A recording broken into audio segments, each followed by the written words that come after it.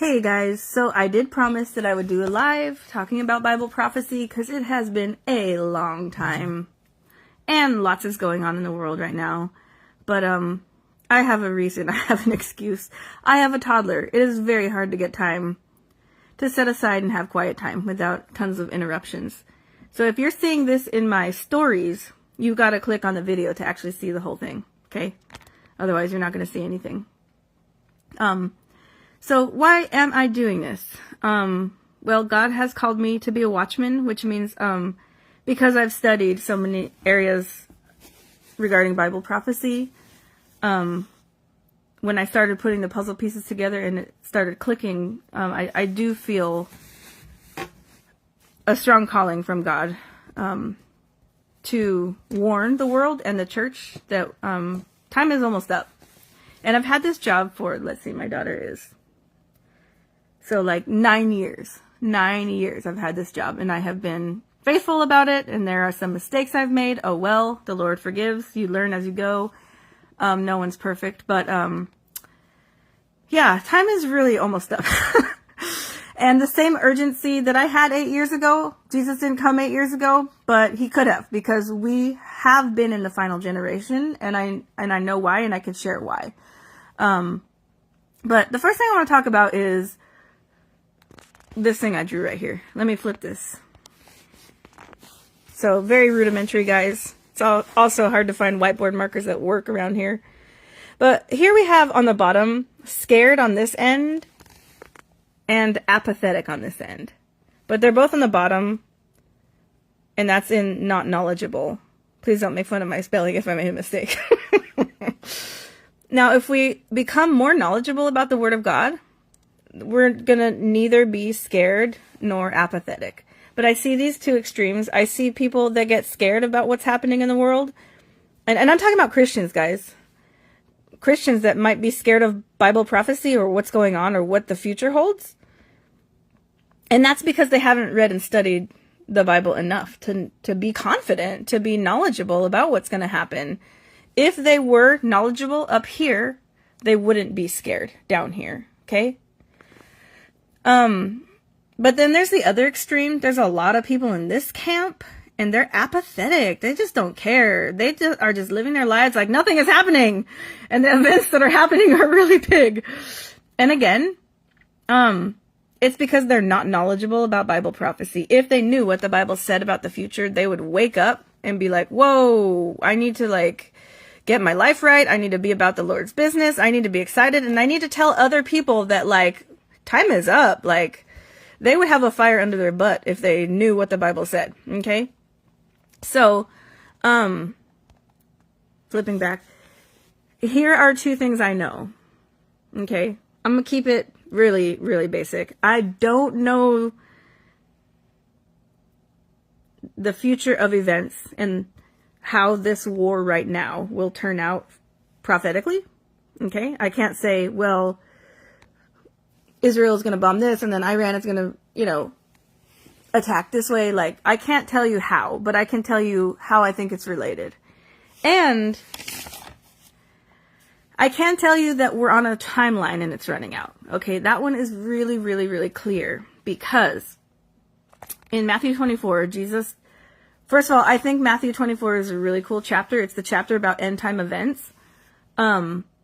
But I think it's significant that his disciples asked him, what will be the signs of when will be the destruction of the temple, and what will be the signs of the end of the age and your return?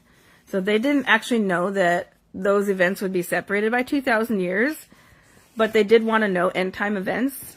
And Jesus gave a lengthy answer. The most lengthy teaching that he ever did was this passage, Matthew 24. So I think that's significant, guys. If Jesus gave more verbal instructions on end times events, what's going to happen and how to be prepared, that means we need to pay attention, okay? That's important. So one of the things he says in Matthew 24, and this is not an extensive teaching on this, but this is an overview, okay? We know that he gave the disciples a description of the whole tribulation and then the second coming. So all the way through the tribulation and the second coming, which ends the tribulation.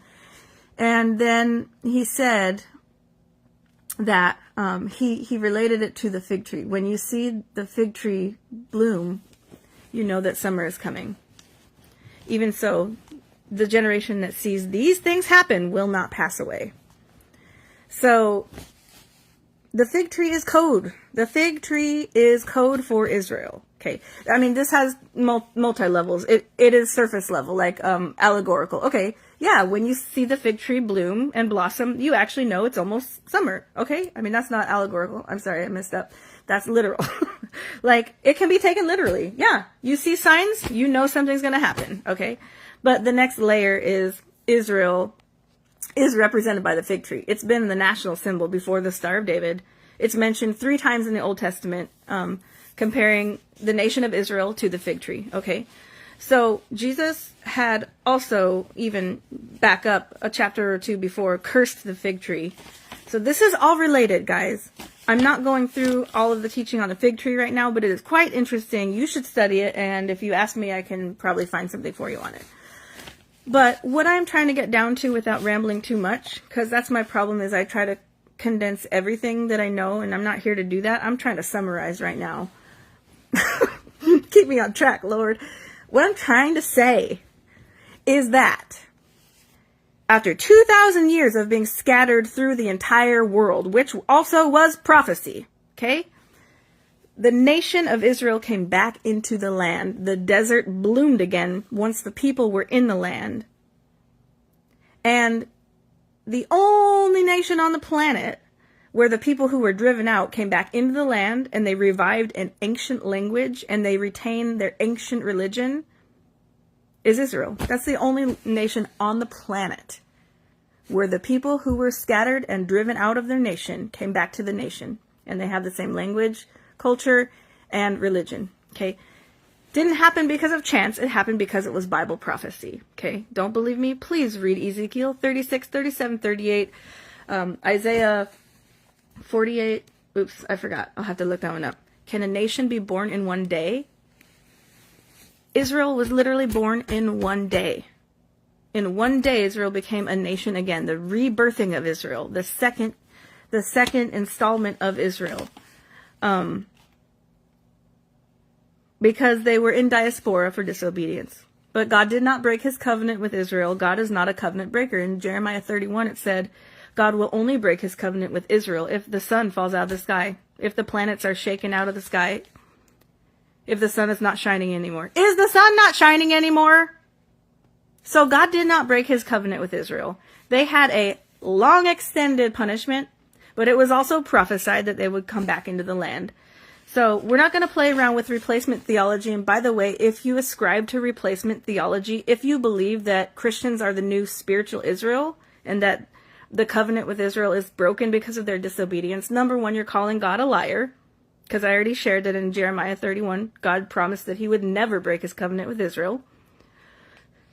And number two, you're just not going to understand Bible prophecy. Because everything in Bible prophecy revolves around Israel.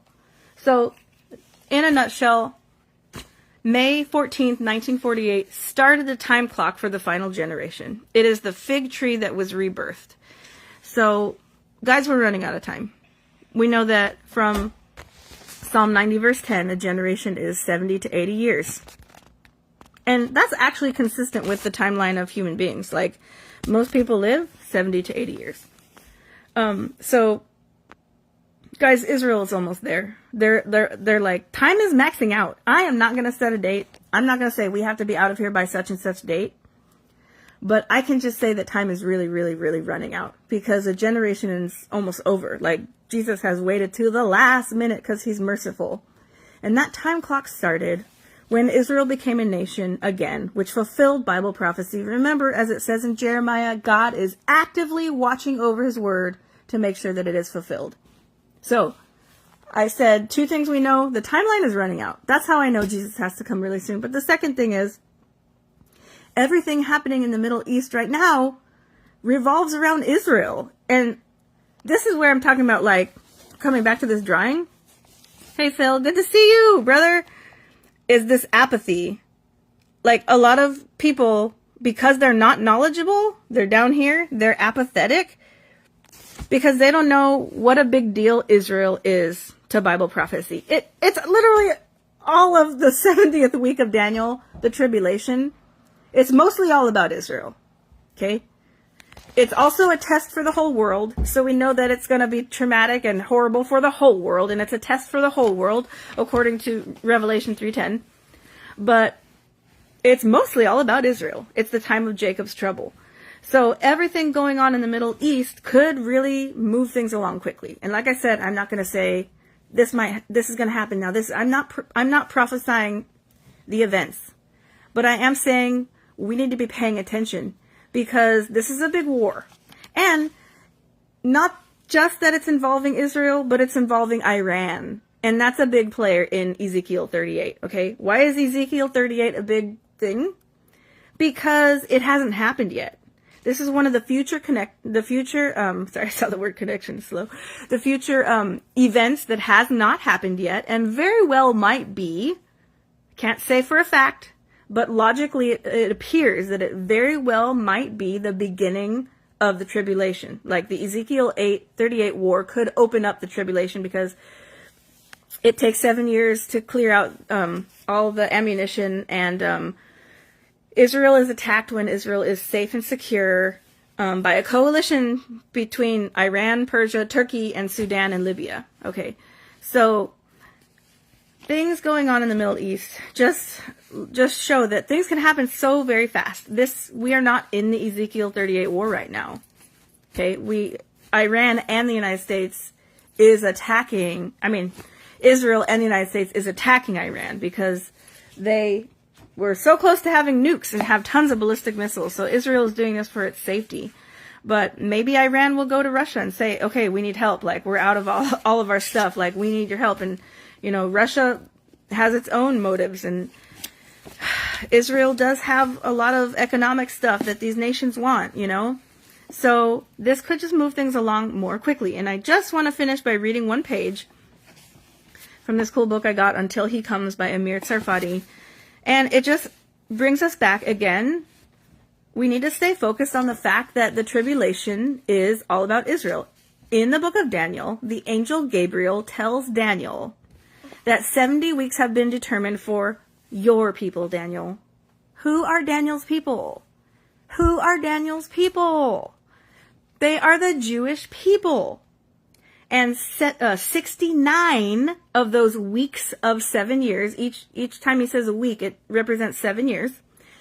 69 of those have already happened, and they happened to a T. Because again, God is making sure his word comes true. God is watching over his word. So we have been for 2,000 years in the blip, or the time rest period in between the 79th week of the 69th week of Daniel, and the event that happened there was the Messiah was cut off. He was cut off for our sin. And now people get confused because we're in a 2,000-year pause. But the 70th week has not yet happened. So the 69th week is separated. And that people get all confused about that. But it's just the way things are. Okay, we've been in a 2,000-year lag. But the 70th week has not happened yet. The 7 years that are terrible, terrible, terrible years, a test for the whole world, but AKA, also known as Jacob's trouble, hasn't happened yet. So that's how we know, we need to pay attention to Israel. It's a really, really big deal, church. I don't care that you're not Israeli. I don't care that you're not Jewish. We need to pay attention because all the Bible events revolve around Israel. And Jesus commanded us to watch for his return. How are we going to watch for his return? How are you going to obey that commandment if you don't know what to watch for? And that's another thing that's apathetic about the church. Because a lot of the church doesn't study Bible prophecy, or someone taught them something wrong and so they're kind of off. They're not with the truth. They're not watching for the bridegroom. How can you be obedient to that commandment and watch for the bridegroom if you don't know what to watch for because you haven't studied, or someone deceived you into believing that the church is going to go through the tribulation, right? Because if someone deceived you into the fact that you think that the church is supposed to be here for the 70th week of Daniel for Daniel's people, the Jewish people. I'm just making that clear because, again, that's what the angel Gabriel said, for your people, Daniel. If you think the church has to go through that, then you're not being obedient to the call. Like I said, I have a toddler, and it's hard. I'm almost done, baby. Okay, I gotta wrap this up. You cannot be obedient to watch for the bridegroom if you think you're going through the tribulation, because now you're not watching for the bridegroom. You're watching, you think you're going to be in the tribulation. There's no imminency. There's no, urgency to obey, because you think you have to see the Antichrist first. You think you have to go through catastrophic events. And so, watching for the bridegroom, being ready for Jesus only works. It really only works if it's a pre-trib rapture. When life is normal, like he actually said, as in the days of Noah, people will be eating and drinking and being given in marriage. It is life as normal until the snatching away of the bride and then the tribulation. So I do not want my toddler sad. She's tired. She wants to go to bed. But I'm going to read a tiny bit of this. The 70th week of Daniel, also known as the time of Jacob's trouble and the tribulation, is a decisive, if not the most decisive, argument for the pre-tribulation rapture of the church. This is the scripture. 70 weeks are determined for your people and for your holy city to finish the transgression, to make an end of sins, to make reconciliation for iniquity, to bring in everlasting righteousness, to seal up vision and prophecy, and to anoint the most holy. That's Daniel 9:24. There are 6 things that are prophesied to happen during the 70-year periods spoken of here that are in relation to Daniel's people, the Jews, and the holy city, Jerusalem. To finish the transgression means to bring Israel's apostasy to an end. To make an end of sins means to bring sin under final judgment. To make reconciliation for iniquity points to the cross of Christ. This will usher in everlasting righteousness. Vision and prophecies concerning the Jews and Jerusalem will be fulfilled. And the Most Holy will be anointed as king, and he will sit on David's throne. This is really going to happen. The 70th week of Daniel is a time during which God will deal with the nation of Israel, Daniel's people, and the city of Jerusalem, the holy city. It is specific to them as a time of affliction that causes the earnest seeking of the one whom they have long rejected. Notice that there is no mention of the presence of the church during the 70th week of Daniel. God is not done with the nation of Israel. He does not choose people and then cast them off forever or replace them with another group after having made unconditional and everlasting promises to them. The people of Israel are back in their national homeland, and that means the time of their affliction is near. The church, aka the bride of Christ, will be in the Father's house during that time, for the church does not have an appointment with God's wrath, and her reconciliation to the Father has already come to pass. Israel has to go through this time of 7 years, and Israel has to be afflicted in order to finally see the Mashiach at the end of the 7 years and mourn for the one that they have pierced, and their transgressions will be covered when they come to a saving knowledge of Jesus Christ. This is not the time of the bride's trouble. But church, look up, because Israel is in the news every day, and things are moving quickly in the Middle East, and the timeline is almost over. The final generation since Israel became a nation again, we're almost out of time. So you need to understand this, church, that your time is almost over. You need to get excited. You need to share this with friends. You need to get into the Bible, and you need to study this. Because God is not cool with apathy, and he doesn't want you to be afraid of what's going on in the Middle East either. He wants you to be knowledgeable. He wants you to be ready, watching and waiting. And you can only be watching for the Lord's return if you know what to watch for. And we're supposed to encourage one another with these words that the rapture is going to happen soon. I don't hear a lot of encouraging one another in the church, because people are either, they're just not knowledgeable about Bible prophecy. It's really sad that it's been skipped over. So don't let that be you. So I hope you are blessed, and I hope I can upload this to YouTube. They've been turning all my videos into shorts, and so they get cut off at 3 minutes, which is crazy.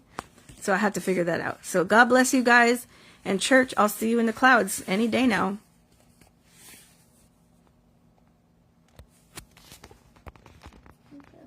Joey. Trying to hit finish and it won't let me hit it.